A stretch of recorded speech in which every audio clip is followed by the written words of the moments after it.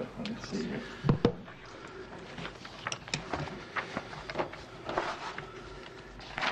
Well, kia ora and good afternoon, everybody. Before I begin, can I just congratulate Adam Pearce on an outstanding 50 and some demon bowling in the media versus parliamentary cricket team contest yesterday.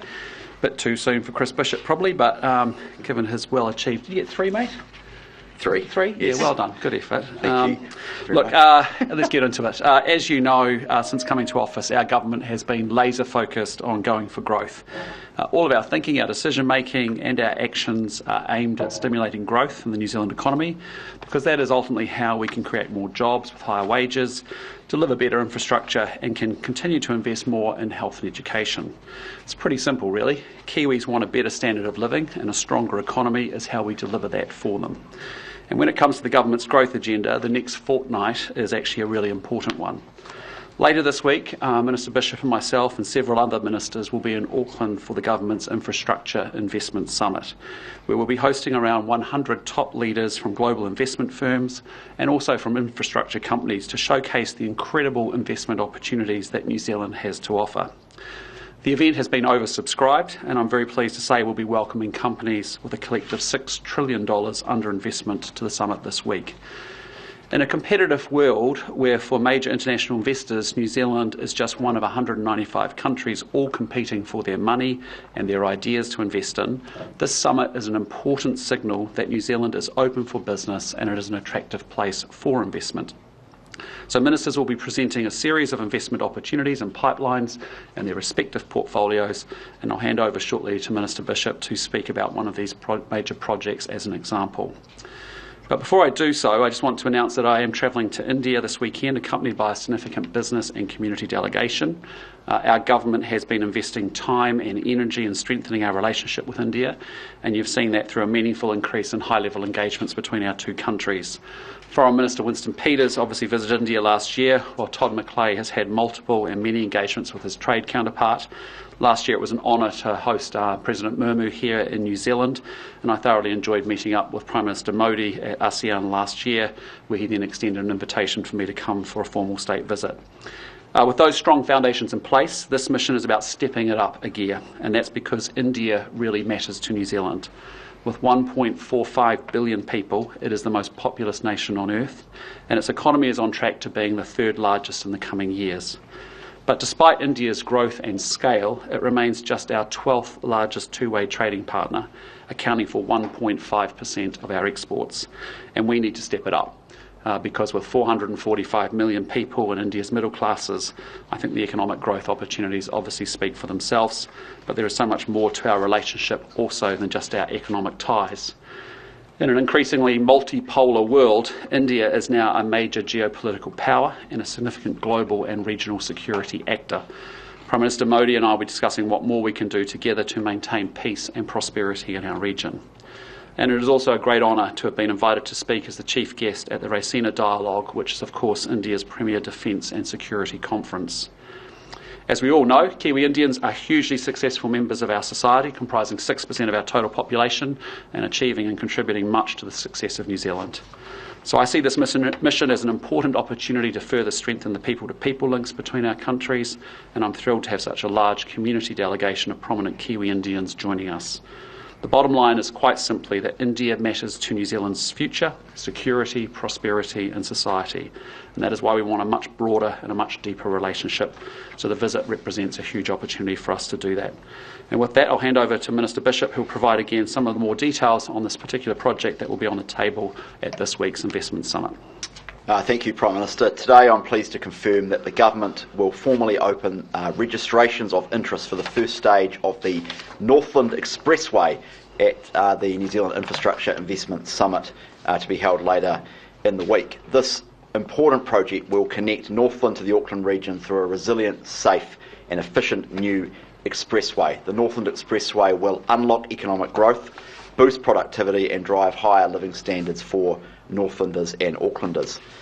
It's worth reflecting on the Waikato Expressway delivered by the last National-led government. That project has been a game changer for the Waikato region, and the Northland Expressway will do the same for Northland. This is a genuinely transformational project that will boost jobs and growth in an area rich with potential and link Northland to New Zealand's biggest city. The Upper North Island is the economic powerhouse of New Zealand. Northland, Auckland, Waikato and the Bay of Plenty collectively are home to 2.7 million people, or 54% of New Zealand's population, and they account for 55.5% of GDP. So this investment is not just an investment in Northland, it's actually an investment in the Upper North Island area. At this week's Investment Summit, we'll be opening expressions of interest for the first stage of the project, which is Warkworth to Tahana. This includes a 26-kilometre long 4-lane road built to expressway standard, connected to the new Puhoi to Warkworth expressway. The indicative design includes an 850-metre long twin-bore tunnel in the Dome Valley and 3 interchanges located at Warkworth, Wellsford and Tahana. As I said, expressions of interest will formally open later this week. It is a big opportunity for New Zealand's infrastructure sector as well as for international investors, and it's part of the pipeline of transport projects that I'll be talking about during my Transport Showcase section at the summit. We expect the PPP contract to be finalised by the middle of next year, with detailed design and construction to begin in late 2026. A completion date for the project will be confirmed following procurement, but it's expected to be around 2034. The project is expected to make use of the Fast Track Approvals Act, as well as the Public Works Act changes for critical infrastructure that Chris Hipkins and I announced yesterday. Over to you, PM. Well, thank you, Chris. This week in the House we'll be considering further stages of both the Land Transport Drug Driving Amendment Bill and the Sentencing Reform Amendment Bill, and Wednesday will be a Members' Day. I'm in Wellington until tomorrow night and then back to Auckland to gear up for the Infrastructure Investment Summit. On Saturday morning I'll be in Christchurch for March 15th commemorations and then flying out to India that evening. With that, we'll open it up for any questions. Why have you let one of your MPs who's just resigned go on a holiday to climb Everest?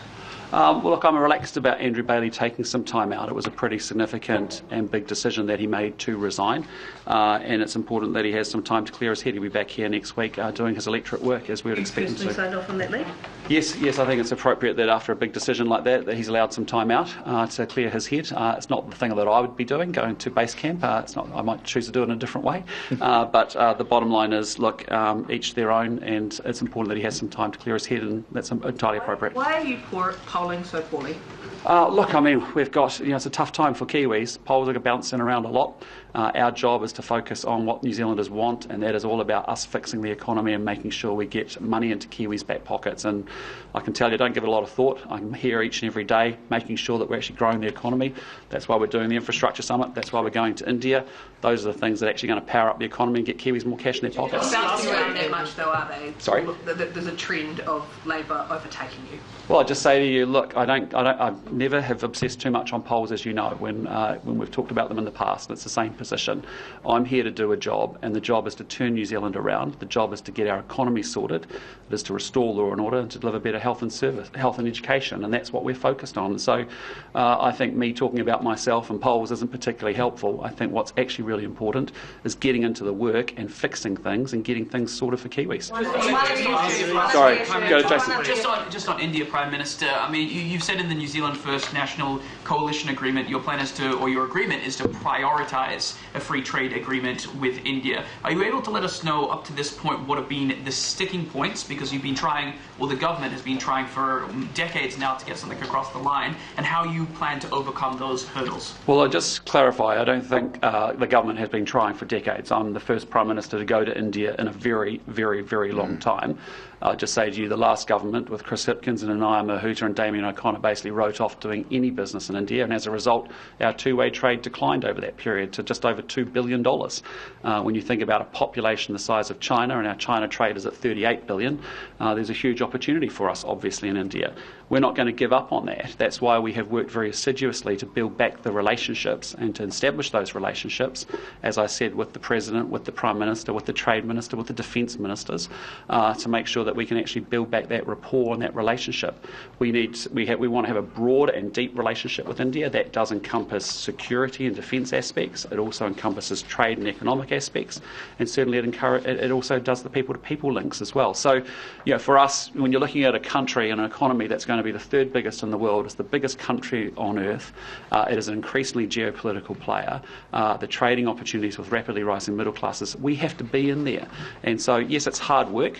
Yes, it's been a lot of effort to put in to get us to this point. But when you get invited by the Prime Minister of India to come on a state visit, that's a big deal. And from there, we look forward to further conversations while we're up there. The government tried to get an agreement with India. And I mean, the last government did try. Granted, they didn't have much success, but they all came up against... I think the Nayama Huda said they've given up. They've all came up against various different sticking points, such as dairy and other areas. How do you plan to overcome those hurdles? Well, look, I think it's a bit premature for us to speculate before we're in the middle of a negotiation, and we certainly aren't going to negotiate through... coalition agreement with New Zealand Sure. first. Surely you have a plan going into India about how you're going to overcome some of these hurdles. We do have a plan, and that's what we started 16 months ago by actually building back that relationship. We now are in India on a state visit, and we will look forward to the conversations about how we deepen up trade in our subsequent conversations while we're there.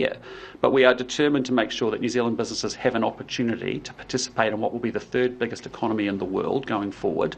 And yes, there will be aspects that will be hard. It's widely known, dairy is a sensitive area for India. India understands it's an important area and a sector for us. But equally, today, the Australians have an agreement and deeper trading relationship, which means that actually there's a 30% tariff on our lamb and not on the Australian lamb. Wow. The same happens with wine. The same happens with apples. So there's a huge opportunity, and we don't have the luxury just to say, like the last Labor government did, it's all too hard, so let's not bother. We actually disagree with that. Sorry, Thomas, not come to Joe. Sorry, Thomas. Yeah, thanks. When exactly did you grant Andrew Bailey's request for leave, or to not be here for a parliamentary sitting leave? At the time when he resigned, around that era and that week that followed after that. And why not wait? Why could he not wait until a recess block? Well, I just would suggest to you that as a constituent MP, we actually get really busy in our recess weeks. We actually are working there as well. We're not on a break. We may not be here in Wellington in the Parliament, but we are working really hard. I've got 45 constituent MPs that do work incredibly hard in their recess period, as I do as well. So you're happy for MPs to take personal time during sitting blocks? Well, look, I think in the circumstances, just take a step back. We had an individual who had made a really significant and big and emotional decision for him, right? Quite rightly, and I back him for the decision that he made. I think it's not unreasonable to allow him some time off to actually clear his head. He's chosen to go overseas and do what he needs to do to clear his head. That's acceptable. He's back here next week working in his electorate in Port Waikato. What's your view on the idea of having a register for MPs' attendance? Sorry? What's your view on the idea of having a register for MPs' attendance? It's not something I've thought about. What I want to make sure is that all of my team are working incredibly hard, and he worked incredibly hard as a minister on his portfolios. It's incredibly disappointing. It was a significant decision that he made, and I think if you look at other governments where there's been people who have come out of the ministry and they might need a change of a beat of time just to process it and to clear their head, I think they're entitled to that, and I actually think it's good leadership to actually enable people to do that.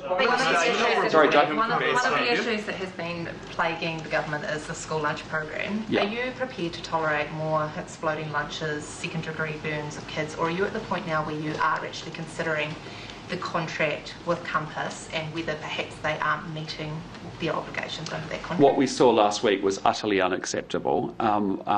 I was pleased to see David Seymour take really swift and fast action on that. He reached out to the family, he's spoken with them, he's taken immediate action to suspend those type of meals, as you well know, and he's got a real, he's working his way through the issues to make sure that what we contracted for is actually what is being delivered.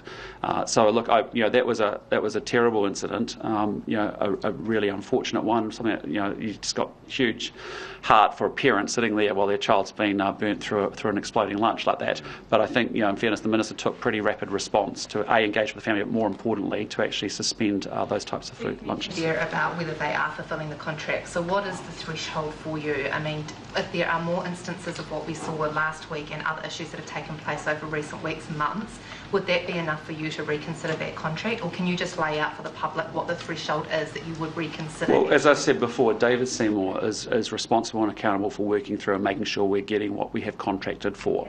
With you, yes, he and I have talked many times on the issue, and what I'd say to you is he's working his way through those issues, and he needs some time to be able to do that.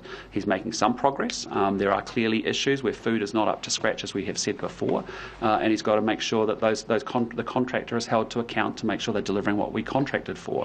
Yes, we talked about term 2 being the point that he would expect things to have changed. Yep. Are you willing for what we have seen up until this point, including the exploding lunches, the burning, the halal meals not being met, all of that. Are you okay with that continuing up until that deadline? No, I want that it David resolved as Seymour- quickly as possible. You know, we want to make sure that we've got a competent, good school lunch program to support kids who don't have lunches so they can learn. That is the reason and motivation for what we're doing. We've got some challenges, as you know, about the food not being up to standard or scratch. The contracts need to be enforced and what the obligations have been and actually delivered.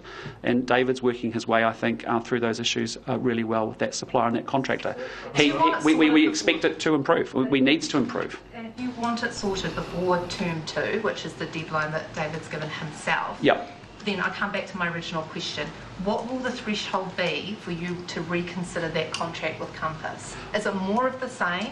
What is the threshold? Well, we want to make sure that we're getting the proportion of meals that we have contracted for in specification delivered by the contractor. That is what the job is about.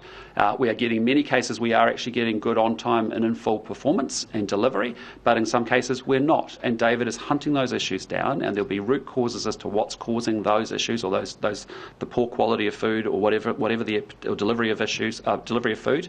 He's working his way through those issues. I agree with him. The second term is good. We've had 3 conversations in the last week around it, and I've got every confidence he is on top of those issues. He is working his way through them. They are challenging, but he will work that through with the contractor. Lastly, on the Coalition of the Willing, just lastly, has New Zealand been asked by the UK to join the Coalition of the Willing? Because they did ask Australia over the weekend. Not formally that I'm aware of, no. But as I have said before, we are very open to participating in maintaining a peace once we are clear about what that peace plan looks like. But I'd just say to you also, as a small country with limited resources at the end of the world, in the complete opposite direction from Ukraine, we are not going to be the ones that are going to negotiate peace in Ukraine. But what we can do is stand with Ukraine and stand up for the values that they're fighting for, which are the values that we believe in, as I've said before. I'm proud of the investment that we've made into the Ukraine Relief Fund. I'm proud of the 100 troops that we've got working with the UK soldiers, training Ukrainian soldiers, and I'm proud of the fact that we've leveraged sanctions and against individuals and entities out of Russia, and we've continued to crank that up big time, as you saw on the 3rd anniversary of this illogical and illegal war. Sorry, I'll just go to Jamie and then I'll come back to you, Tom. Prime Minister, last Thursday in Cromwell you said... Sorry? Last Thursday in Cromwell you said the entire country was grateful they didn't have Chris Hipkins as their Prime Minister anymore. Yet the poll today shows they prefer Chris Hipkins as Prime Minister. What is going wrong for you and your ability to appeal to the public? Well, I'll just say to you that New Zealanders are expecting this government, and they voted for this government, to fix the economy. And when you've gone through a period of time of extended inflation, where the cost of living has been out of control, where life is tough and getting through from shop to shop is incredibly difficult for people in each of their weekly expenses that they have to incur, that is a real challenge. And I'm not admiring... Your likability. Sure, but what New Zealanders expect me to do is to focus on the economy. They expect me to focus and fix this thing, and that's what we're working so incredibly hard to do. Grade at that? Sorry? Isn't this an F grade at that? They're expecting this of you, but you're not achieving it. Well, New Zealanders are going to have an opportunity in 2026 to make a decision around Chris Hipkins or myself and our respective governments. And what my job is to make sure is that New Zealanders can see that they are better off under my government, and that's why we're working incredibly hard to actually fix the economy. That's why we're talking about going to India. That's why we're doing UAID-free drills. That's why we're doing infrastructure summits, so we can get more money ultimately into people's back pockets. When do you expect those polls to turn around? When do you think people are going to realise? Well, as I've said to you before, I'm waking up each and every day, coming to work to make sure that I'm doing and getting my team working on the things that Kiwis that care about. When they see progress, as they have started to see in law and order, I think you've seen some good progress. We've got a big job to do on health. Sorry? That progress isn't translating into... Sure, but we have a lot of work ahead of us to do, as you know, and so we've come through a very tough time. There are some green shoots that we're really encouraged about on the economy. Think about the growth in exports, manufacturing, services, what we're seeing in the agricultural economy just in the last month, in the last 4 to 6 weeks. So we know there's a lot more for us to do, but ultimately New Zealanders are going to judge me at the election in 2026 as to whether we have delivered for them on rebuilding the economy, as I said, restoring law and order, delivering better health and education. That's the work that we're focused on. And so, I appreciate that there'll be polls, they bounce around, there's lots of them, there's lots of different ones, I get all that. But they don't want me talking about myself, they want me talking about them and focused on them. And so it's head down, tail up, working as we have done each and every day to make sure we improve the joint and realise the great potential that sits in this awesome country. Sorry, Tom. The investment summit, Prime Minister. Yep. You've talked a bit about the Northland expressway. Can you shed light on any other projects that you would like to see international investors funding? Yeah, I'll let Chris talk to that. Well, as I've said previously, the summit is not just about the short-term investment propositions or opportunities. It's about a long-term pipeline, and what you'll see at the summit is ministers, myself, Nicola Willis, Erica Stanford, Simeon Brown, Mark Mitchell, Shane Jones, a whole range of other ministers, looking out over the medium to long term at the investment opportunities that there are in New Zealand. Now, clearly in the transport space, we've got a long-term pipeline of roads of national significance, but also public transport projects that often tends to get forgotten about that we are interested in as well. And clearly there is a long-term pipeline across a whole range of parts of the economy. So the summit is partly about propositions that will be on the table in the next couple of years or so, but it's also about signalling to the rest of the world that New Zealand is serious about infrastructure investment, that we are a place where they can do business, that we are fast-tracking infrastructure investment in other regional projects, that we are liberalising our foreign investment laws so that it's easier to bring capital into New Zealand, that we're amending the Public Works Act so that some of the road blockages that have been in place in the past are done away with, and that generally we are a liberal Western country with the rule of law, private property rights, the sanctity of contract, with enormous natural resources, and all of those things mean that we are a great place for international investors to deploy their capital, and that's what we'll be talking about on Thursday, Friday. Is that summit going to cost taxpayers? It's just over $1 million, and it's coming from within our baselines. But I just say to you, if we can just take a step back a little bit and think about what we're actually trying to achieve here, right? Which is that New Zealand, for many decades, has actually had a real difficulty in attracting capital to New Zealand. We know that we've been capital thin, and as a result, Kiwis are working incredibly hard, but we haven't been able to lift our collective standard of living. One of the things we have to do is obviously more trade, but the other part is obviously more inbound investment. We know there's a world awash with cash, and we frankly just haven't been getting our fair share of those sovereign wealth funds, those pension funds, and we've now got a government that's very open and wanting to work with private capital to get our infrastructure deficit closed, to actually get investments into some emerging sectors, and also to work with iwi as the third objective to make sure that we can do that. So in that context, I just say to you, New Zealand is actually a really great safe haven. If you think about a world that's incredibly volatile, getting more uncertain, more complex, New Zealand's a good place for that investment to come to. And so what we're wanting to say is, look, New Zealand is bang smack in the middle of the Indo-Pacific. We have abundant natural resources. We have great social and democratic institutions. We've got incredible people. So why wouldn't you want to invest here? This is just the beginning, because I want us to get into a habit where we actually are welcoming of capital 365 days a year.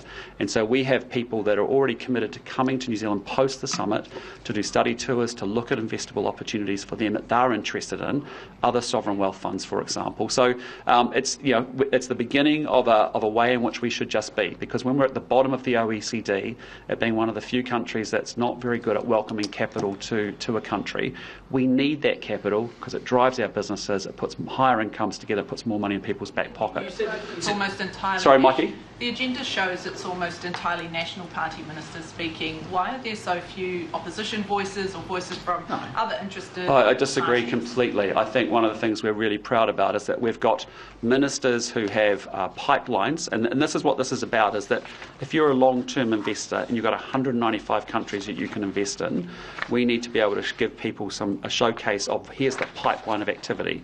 So Simeon Brown, he's got $6.3 billion worth of health infrastructure that he'll be showcasing to these investors so they can see what's coming down the pike, so they've actually got some good long-term, medium-term perspective. But we also have invited, for example, Barbara Edmonds, who actually will speak at the conference as well, and I think that's a great thing for both for us to take a bipartisan approach, and Chris has done a great job of reaching out across the aisle to make sure that we actually can get an opposition perspective in there, so that actually an investor can actually look at the long run of New Zealand and say, well, actually, this is going to be a consistent policy policy about investment going forward. You mentioned it was I think did you say $6 trillion? $6 trillion under management, yep. So there, and 100 people. Could you give us a sense of who it is that's coming? A couple of names. Could they be, you said sovereign wealth funds, could they be various different government representatives? Yeah, there's a combination of, there is in the press release that came out earlier, you'll see some list of the names of companies that are coming. And it's a mixture of sovereign wealth funds, pension funds, and also infrastructure companies. Yeah. And there's also obviously New Zealand capital as well. If you think about some of the iwi organisations, we're going to have a great session with iwi leaders that I spoke to before Christmas, talking with again tonight, who are really excited about the opportunities for partnering with international investors on critical infrastructure. Think about what Tainui have done with the inland port in the Waikato region, for example. So there's huge opportunity for iwi, huge opportunities for our private sectors, but most importantly, in a world where we have such an infrastructure deficit in New Zealand, we have a choice. We can sit there and keep banging on and talking about the Northland expressway as we have done for now decades, or we can actually choose to chunk it down into 3 bits and say, righto, let's get going with something as a result, and let's start doing some stuff. And with Northland Expressway, that's a good example of what we're talking about. So, this is about us pulling forward the investment so that New Zealanders can get the benefit of it. I was meant to hold this up before. It's a lovely chart, Chris. I was meant to hold it up before. Is it sit on your fridge tonight? Yeah, well, it certainly will be, Prime Minister. With Jeremy's work. So Whānau Ora, with Te Poumatakana Whānau Ora commissioning, up to 600 people will be losing their jobs. Te Pūtahitanga, around 300 to 400 people will be losing their jobs, and around 100 people from the commissioning agency from Pacifica. So that's around 1,000 people will be losing their jobs. Is there any guarantee that the new funding agencies, commissioners, will be picking up that slack, or will we be seeing a huge spike in unemployment amongst Māori? No, this is an operational decision for TPK, but it's entirely appropriate that we look at the commissioning agencies. The providers may well start to work with new commissioners. The question was around employment and unemployment. Is it appropriate then that we see that many people potentially unemployed as a result? What's entirely appropriate is that we focus on delivering outcomes for the communities rather than worrying about who actually is the existing or current commissioners. Yeah. Is it appropriate that we see that many people? Well, I dispute what you're actually asking in the question. The providers, they may be wired into existing commissioning agencies today. Those commissioning agencies will change, and it's entirely appropriate that they do. That's a good call. I support that. But obviously those providers can connect back into those commissioning agencies. So I just don't want to jump to the conclusion that you've made in the question. There is an expectation that they will pick up on. There's an expectation that they deliver for the communities, and that's why I'm not particularly obsessed on individual commissioning agencies. Is it a political hit job on John Tamihere's connections to those agencies? Sorry, hang on, I'll come to you, Mikey. What's your thoughts on the Green Party calling for visa-free travel extended to visitors from the Pacific Island nations? Oh, look, we've got a number of visa and immigration considerations at the moment. Our major focus this year, frankly, has been about clearing up the accredited investor, the accredited employment visa. Obviously, a big focus has also been around active investor visas. So we continue to look at these issues, but immigration has to be very strongly linked to our economic agenda and also to our infrastructure development. Do you agree that the visa-free travel should be extended to visitors from Pacific Island nations? Yes or no? Well, it's not a priority for us right now. It's not something we'll continue to consider it, but for right now, I can tell you what's most important is that we get investors into the country. So the work on active investors has been important. What's much more important is that we make sure that we get the workers that we need for the gaps that we've got in our workforce and for our economy. So it's not on our agenda at this point. Say to people who look at those Whānau Ora commissioning agency decisions and make an assumption that it's a political hit job given the links that John Tamihere has to those agencies? Well, it's not. It's entirely appropriate after 10 years that TPK makes an operational decision to change its commissioning agencies. It's not about an individual commissioning agency or, frankly, John Tamihere. It's actually about making sure that those agencies deliver through their providers for the communities and we get the improved outcomes that we want to see in social services in general. It's a big shift, though, isn't it, to move that's a good thing. Organisations to a relatively new organisation and a new model, essentially. Yeah, and it's quite good always to question what you're doing and whether there's more that you could or should be doing, and doing things differently in order to get better outcomes. And so I think in this case, things like making sure that the revision, the changeover of commissioning agencies is entirely appropriate. The end of Whānau Ora? No, absolutely not. We want Whānau Ora and we want social investment to be at the heart of what we're doing in our social services policy. It's very simple for us. It's about improving economic productivity in our economic policies. It's about social investment and Whānau Ora and our social investment, our social services delivery, and that's really what we're focused on. So it's wrong to say that. I've seen some of the comments over in the last 24 hours suggesting that, and there's nothing further from the truth. But it is appropriate that it's okay to make an operational decision to change the commissioning agency, because what actually matters here is the results and the services delivered in the community, not actually about an individual person or organisation. Can you guarantee that the $155 million? Sorry, can I guarantee that the $155 million will be spent on frontline and not spent on infrastructure development for the new incoming commissioners?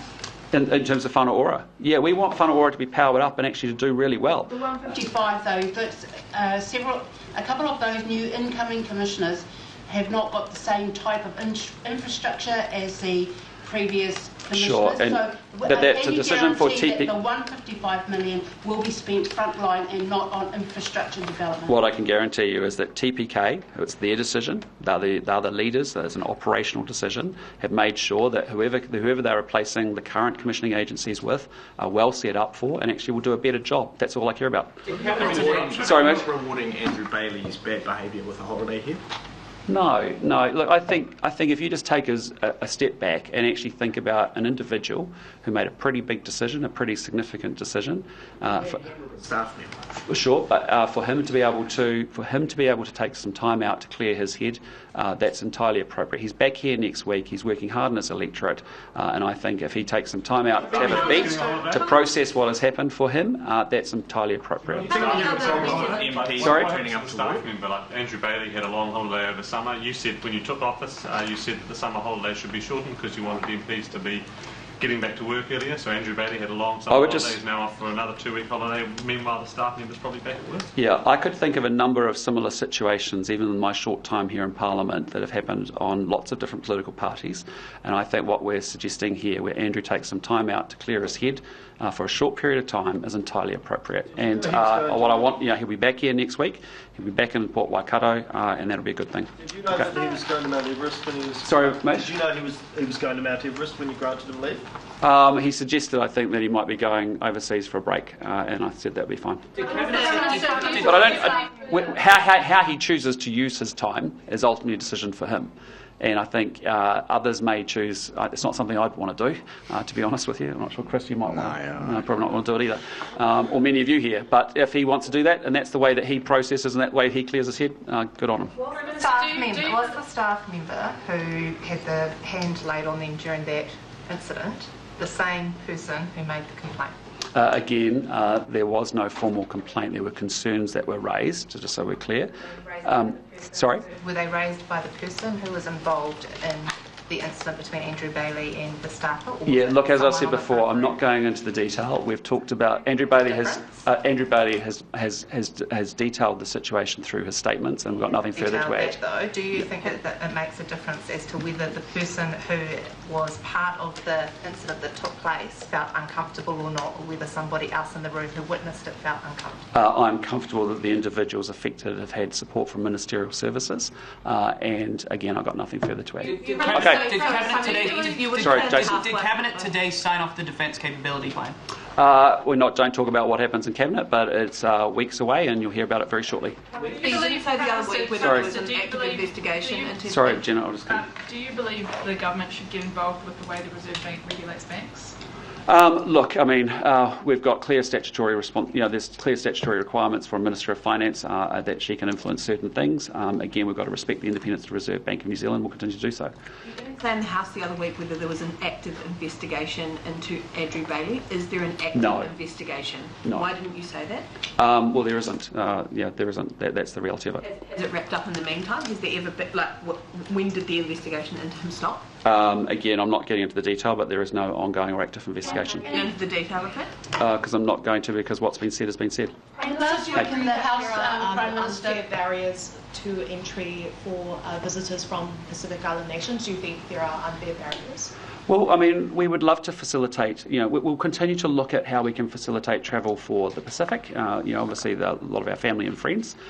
We continue to look at visa settings for different groups of tourists that we have across the system as well. But for Immigration New Zealand, the way that we operate as a government is we get really clear on our priorities, and our priority has been to fix the accredited visa program, which was a real problem. Our next priority has been sorting about active investors. We've talked a lot about family boost visas for immigrant community, and we continue to look at an issue like that, but it's not currently on our work plan. So does the visa-free travel for Pacific Island nation residents won't happen in your term, do you reckon? No, I'm not saying that. I'm just saying that it's not, it's something that we continue to consider, but for right now it's not a priority for us in light of the other priorities that we need to focus the system on and focus Immigration New Zealand on. last question, and then we're going to go. Thank you. Last week in the House, you also said that if children don't eat lunch, then they end up on welfare. Could you just explain? What I'm saying to you, the reason is we have a school lunch program is to make sure that there are kids that actually come to school that don't have any lunch, and when they're hungry, we know the evidence says that they don't learn. If they don't learn, they don't get to realise the potential that they have in their life, and they don't get opportunities that they have if they're not as well educated. It's a pretty straight, and that's our view. So we want to make sure that every kid, if they come to school without any food, they actually get a chance to have a free school lunch. As a result, that means that they can learn. That means that they can get better educated, better qualified. They've got a better opportunity and higher incomes and have a better future as a result. They end up on welfare. Oh, they can do. Yeah, they can end up not realising their full potential. So kids who don't eat lunch end up on welfare. No, I didn't say that. I said the reality is they don't realise their full potential, and it's really important that we do have a lunch program for kids that are arriving at school without lunch, so they can learn, so they can realise their potential. We don't want them consigned off to welfare and a lifetime of welfare. That's not what we want for people. We want people off welfare and into work, being able to create opportunity for themselves and their families. So that's why it's important that we do have a lunch program, but it's also important that parents have a responsibility to provide lunches where they can too. Do you regret the lunches decision? Now it's hearing a Prime Minister apologise about exploding lunches is quite something, I think. It's not acceptable. It's not acceptable, and it is. It's incredibly distressing. That's why David Seymour's working incredibly hard through it. Do you regret the initial decision that was made to shake it up a bit, though, given where we are now? No. I think we need to be able to find a system that can actually deliver school lunches at scale across New Zealand. We can do so more efficiently than what the last government did.